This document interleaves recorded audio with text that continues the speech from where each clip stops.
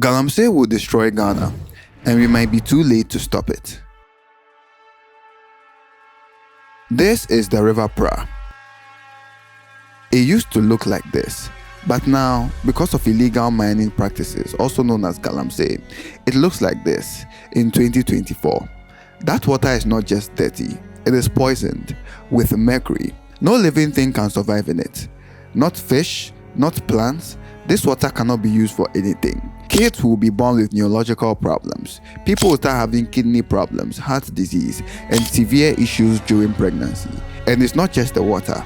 The soil around it is also poisoned. So the water they are drinking from the boreholes is likely poisoned too. Why do you think water can be off in your area for months at a time? The Ghana Water Company can't get enough water to purify for you to use. Who is to blame for this? Is it our leaders? The Galamsey miners? Foreigners? Chiefs? Well, all of them. Every single one of them. Galamsey is not a natural occurrence. It just doesn't happen on its own. The foreigners, the Chinese nationals that head these operations, they don't just spawn out of thin air. Someone had to bring them here. They go through Kotoka just like everyone else. Who's letting them in, if not for the government? Aisha Wang, the queen of Galamsey, was deported but not prosecuted for her crimes. So tell me why she was found in Ghana years later with a Ghana card, still doing her Galamsey things. Who gave her that Ghana card? In 2021, Joy News reported on a Galamsey site run by Chinese. And as they were poking around, it didn't take long for military men from the Ghana Armed Forces to storm the yard, attack the reporters and police forces, and arrest them. Yes, the Ghanaian army was protecting illegal miners. Remember, the commander-in-chief of the armed forces is the president of the country. Let that sink in. In that same documentary, they discovered that many of these mining sites allegedly belong to NPP diehard and professional buffoon, Chairman Wontumi. As of now, Wontumi has not been brought to bear for his alleged involvements.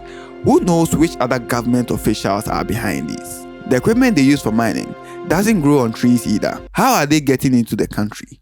A standard excavator can stand up to 13 feet tall and weigh up to 45 tons. That is the weight of 10 Toyota Vitz. These vehicles are so big, another big vehicle has to move them from one place to the other. How are they doing that? And the government doesn't know anything about it. How did 500 of them go missing after being seized? How many more documentaries does Anas and any other reporter have to do before we learn the deep collusion that this government has in Galamsey? No wonder the National Cathedral project looks like this. They are probably doing Galamsey there too and they didn't find any gold. Oh, and if you think the other party has clean hands, you are sorely mistaken. In 2020, a known NDC party member went around promising people in mining communities that if they vote for Mahama, he will not just legalize Galamsey, he will actually provide means for people to do it. Speaking of miners, they are another big part of the problem. You can't blame them too much though. The government has abandoned them for years with no development and no education, so they have no other choice but to become Galamsey miners, and it has become a big economic export for those areas. But they don't think about their future. Galamsey destroys forests and lands. The chemicals they are using is poisoning them. No matter what money they make, it can't save them from the imminent health risk that comes with it, for them, for their wives, and their children. But I think that the worst of them all are the chiefs. Chiefs are the custodians of the lands around us. They have the power to say yes or no to illegal miners, but they usually say yes. This has gotten so bad that the Asante Hene had to distill 3 chiefs involved in Galamsey. But we know he can do so much more. And what are we doing as everyday citizens? Nothing.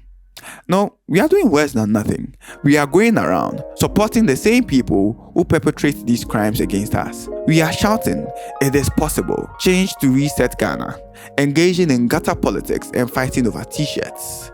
How pathetic. Putting party over people, profit over progress, tribe over country.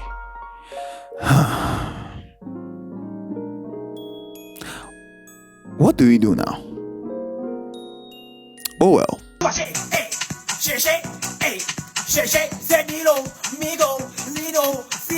Niego,